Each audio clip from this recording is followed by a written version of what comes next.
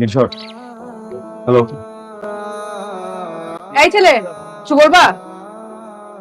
Important একটা কথা আছে। কি? I love you. কি বাবা, আমরা র‍্যাক খাই না, ভুল নাম্বারে ডায়াল করছো। যাও। প্রেম করতে চাই না, ডিরেক্ট বিয়ে। Will you be my wife? ভালোবাসা অনেক বেশি। তুই ছাড়টা দেখতেছো, ওখান থেকে লাভ দিতে পারবা? কেন? আমি লাভ দিয়ে মরে গেলে তুমি আরেকজনকে বিয়ে করে ফেলবে। তাইলে এক কাজ করো, এটা ওই ছেলেটাকে দিও, যেটা হ্যান্ডসাম বেশি। কি কথা? নির্ঝর পাঠিয়েছে আমাকে ভাইয়া। নির্ঝরকে সাদা বেশ করা এটা দিতে বলছে। খোলো। ভাইয়া একটা ওই অ্যালার্ম ক্লক আর একটা চিঠি আছে। এটা খুলে পড়ো। আবরার, অনেকদিন ধরে চেষ্টা করছিলাম তোমাকে নিজের আমার ভালো লাগাকে স্বীকার করে নেবে। Will you accept? যে এটা পাঠাইছে তাকে গিয়ে সরি বলে দিও। কি তাই নাই? না। সমস্যা নাই, তোমার কনফিউশন সব ক্লিয়ার? কি? যে আমি মালটারে পছন্দ করি। তুমি মালটাকে পছন্দ করো, পছন্দ বেশি দিন থাকে না, একসময় চলে যায়। আমি তোমাকে ভালোবাসি, ভালোবাসা সারা জীবন থাকে। কি রে তুই একটা জিনিস, তাহলে আমার ভালো লাগছে, তুই আজকে থেকে আমাদের সাথে আড্ডা দিবি। সমস্যা নাই, এভাবেই শুরু হয়। ফার্স্টে ফ্রেন্ডশিপ, দেন ভালো লাগা, দেন ভালোবাসা। কই যাও? আমি নামা দিই।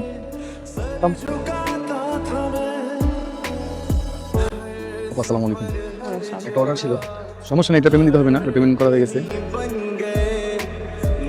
প্রিয় নির্ঝর, তোর মুক্তা ঝরা দাঁতগুলো আমার ভালোবাসার মতন শক্ত না, তাই যতদিন আছে হেসে নে। আব্বু, আম্মু, তোমরা কি কেউ লুকায় আছো? Happy birthday. দেখ, থ্যাংক ইউ, কিন্তু এগুলা কি জন্মদিনের জন্য ধন্যবাদ? এই যে পৃথিবীতে তুই ভূমিষ্ঠ হয়েছিস, এর জন্য আমি জানতাম না। জন্মানোর জন্য ধন্যবাদ। আমি খুব ভালো করে জানি তুই আমাকে ভালোবাসিস না। কেন যেন মনে হয় তুই কখনো আমাকে ভালোবাসবিও না, কিন্তু আমি কিও যেন ভালোবেসে ফেলছি। কিন্তু এই যে অল্প সময়ের জন্য হলেও আমার মনের ভিতরে যে একটা ভালো লাগা কাজ করছে, এখানে একটা মেয়েকে আমি ভালোবেসে ফেলছি, ভালোবাসতে পারছি। এটা কি হইতো তুই যদি না জানবে? তুই না ছেলেটা অনেক ভালো, অনেক অন্যরকম। প্রত্যেকটা মেয়ে তার জীবনে তোর মতো একটা লাইফ পার্টনার চায়।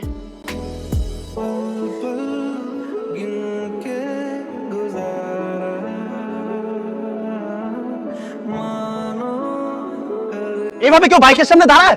বোকা ছেলে। This is for you. মানে? নির্জয় পাঠাইছে ভাইয়া। আমার যা বলার ছিল আমি সেদিন বলে দিছি তো, আবার কি? মানে এমন মেয়ে একবার চলে গেলে আর কখনো খুঁজে পাওয়া যাবে না ভাইয়া।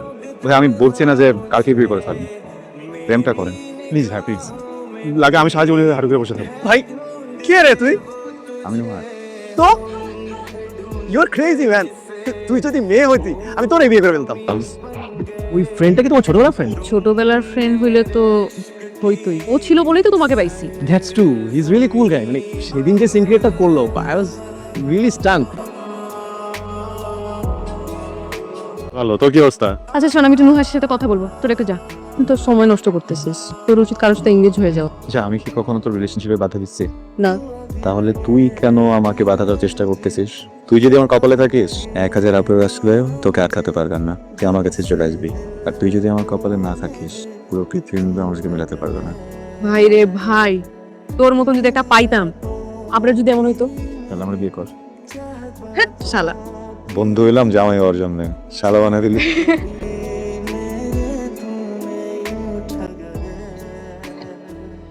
নেন। রাখেন, আজকে আমার বিয়ে।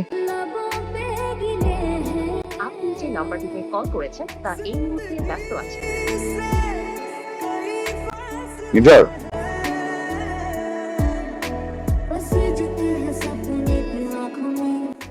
কি হয়েছে তোর? কাঁদতেছিস কেন? কিছু বলছে? নির্ঝর, কি হয়েছে?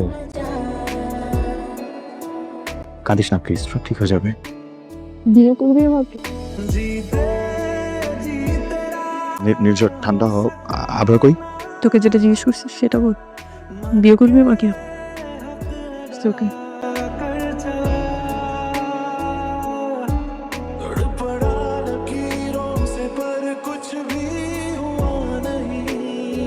ব্লগের আলহামদুলিল্লাহ।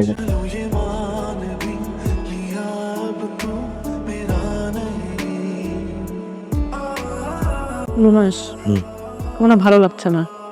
আচ্ছা ঘুমাই যাই। যেতে হবে না? ইচ্ছে করছে না। আলহামদুলিল্লাহ আমি অনেক হ্যাপি আছি, বুঝছিস? কোনো প্রবলেম নেই। তারপর মনে হচ্ছে তোর সাথে একটু কথা বলা দরকার।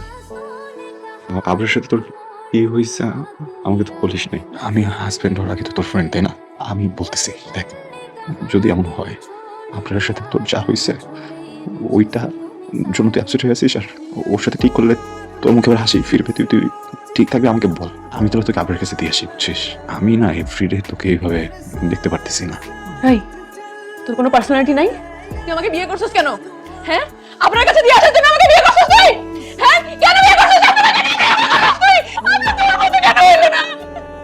আমরা তোর মতো কেন হইলো না?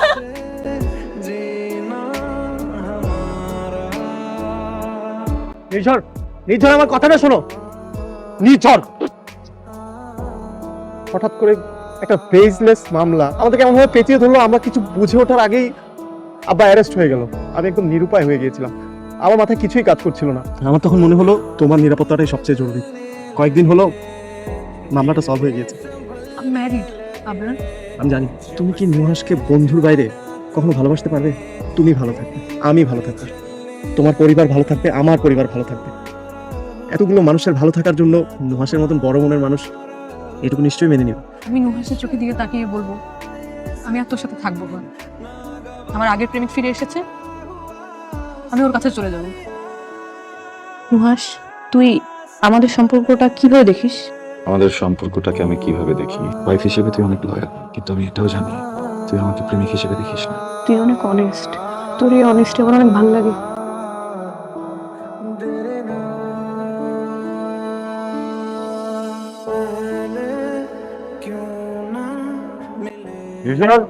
তুই কি ওয়াশরুমে? নির্ঝর, তোর মুখোমুখি দাঁড়িয়ে বলবো এই সাহস বা হিম্মত কিছুতেই জড়ো করতে পারলাম না, তাই লিখে জানাচ্ছি।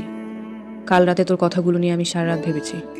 বিশ্বাস কর, আমি আজ কেন কোনোদিনও তোকে আমার প্রেমিক বা স্বামী জায়গায় বসাতে পারবো না। কিছু মানুষ এক জীবনে বারবার প্রেম করতে পারে না, বারবার ভালোবাসতে পারে না। আমি তেমনই একজন নুহাস।